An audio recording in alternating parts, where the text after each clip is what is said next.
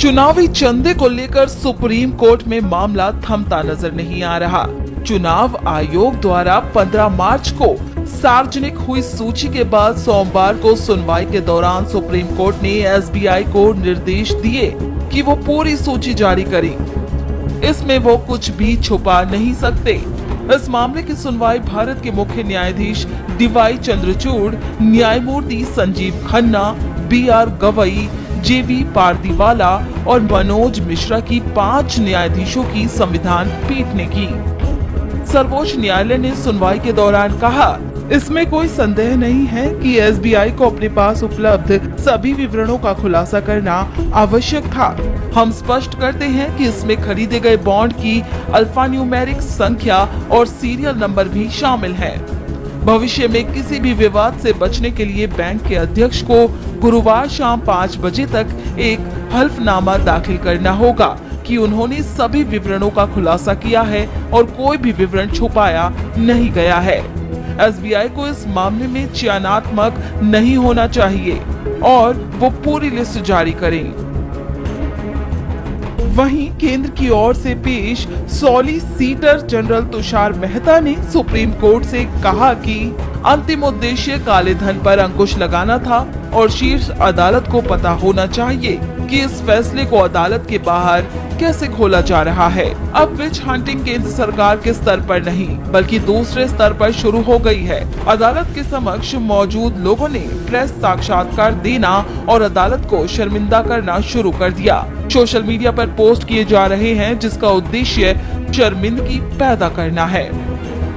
इस पर बोलते हुए भारत के मुख्य न्यायाधीश डीवाई चंद्रचूड़ ने कहा, हमारा न्यायालय केवल इस राज्य व्यवस्था में कानून के शासन के लिए काम करने के लिए है। जज के तौर पर सोशल मीडिया पर भी हमारी चर्चा होती है, लेकिन हमारे कंधे इसे स्वीकार करने के लिए काफी चौड़े हैं। हम केवल फैसले के अपने निर्देशों को लागू कर रहे हैं। कोर्ट के अंदर की कार्यवाही की अधिक जानकारी देते हुए वरिष्ठ अधिवक्ता प्रशांत भूषण ने बताया कि एसबीआई को सभी बॉन्ड की जानकारी देने के लिए कहा गया था। एसोसिएशंस हैं, फिक्की, सीआईआई, एसोचैम, उन सब की तरफ से एक कोशिश करी गई कि उन्होंने बोला कि हमने एप्लीकेशन फाइल करी है कि ये नंबर ना डिस्क्लोज किया जाए और हमको सुना जाए। उस पर चीफ जस्टिस ने बोला कि नहीं, तुम्हारी एप्लीकेशन रिकॉर्ड पर नहीं है।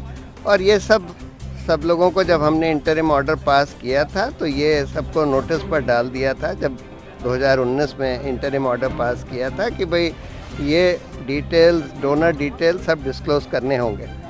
तो इसलिए उन्होंने फिर स्टेट बैंक को सुना और स्टेट बैंक ने बोला कि नहीं, हमारे पास बॉन्ड नंबर्स वगैरह सब हैं और हम आसानी से ये डेटा दे सकते हैं, लेकिन हमने गलत समझ लिया आपके ऑर्डर का मतलब, हमको लगा कि बॉन्ड नंबर नहीं देने हैं वगैरह वगैरह। तो कोर्ट ने बोला कि नहीं, हमने आपको बोला था कि सारे डिटेल जितने आपके पास हों इन इलेक्टोरल बॉन्ड्स के बारे में सब आपको डिस्क्लोज करने हैं। उसका ये मतलब नहीं था कि आप बॉन्ड नंबर नहीं देंगे या और कोई डिटेल नहीं देंगे। तो उन्होंने बोला है कि सारे ही डिटेल्स जो भी उनके पास बॉन्ड के बारे में हों वो पूरे के पूरे डिस्क्लोज करें। और स्टेट बैंक के चेयरमैन से बोला है कि वो थर्सडे की शाम तक एफिडेविट कोर्ट में फाइल कर दें कि उन्होंने ये सब डिस्क्लोज कर दिया है और इलेक्शन कमीशन इस सारे बॉन्ड नंबर्स के साथ सारे बॉन्ड्स के डिटेल्स तुरंत पब्लिकली डिस्क्लोज कर दें। भाई थी क्या कुछ कोर्ट में हुआ, आप जिया ठाकुर मैम को रिप्रेजेंट कर रहे थे क्या? आज सुप्रीम कोर्ट ने एक बिल्कुल स्पेसिफिक डायरेक्शन देने के बावजूद भी जिस तरीके से एसबीआई बैंक जो कभी एप्लीकेशन एक्सटेंशन की लगाता है और कभी आधी अधूरी जानकारी देता है, इसको लेके सुप्रीम कोर्ट ने सुमोटो लिया। It's a very important thing. इसमें किसी ने एप्लीकेशन मूव नहीं किया था और सुप्रीम कोर्ट ने स्पेसिफिक डायरेक्शन दिया कि आपको 21 तक आपको एफिडेविट सबमिट करना है और जो सारी जानकारी आपके पास अवेलेबल है इलेक्ट्रॉनिक बॉन्ड से रिलेटेड, चाहे वो आपका कोड हो चाहे इससे रिलेटेड कोई भी चीज हो, आपको सबमिट इलेक्शन कमीशन को देना है और इलेक्शन कमीशन इसको अपलोड करेगा विद इन टाइम फ्रेम। जानकारी जो है पूरी नहीं दी गई, अल्फा न्यूमेरिक इंफॉर्मेशन हो या फिर बॉन्ड की स्पेसिफिक डिटेल्स हो वो कंप्लीट नहीं थी। इसको लेकर डांट फटकार पड़े, थर्सडे शाम 5 बजे तक एफिडेविट दाखिल करने के लिए कहा गया है, उसको लेकर क्या? जिस तरीके से एक पब्लिक इंस्टीट्यूशन है जो एसबीआई, ये कोई प्राइवेट प्रॉपर्टी नहीं है या सरकार से संचालित नहीं होता।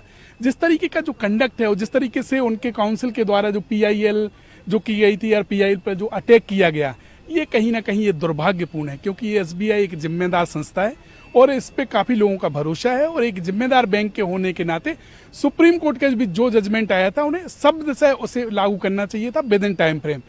विद इन टाइम फ्रेम ना करने के बाद भी इन्होंने काफी सारा टाइम बर्बाद किया और कंप्लीट जानकारी नहीं दी। इससे सुप्रीम कोर्ट ने स्पेसिफिकली कहा कि आप कंप्लीट डिटेल फर्निश करने के बाद में एफिडेविट देंगे।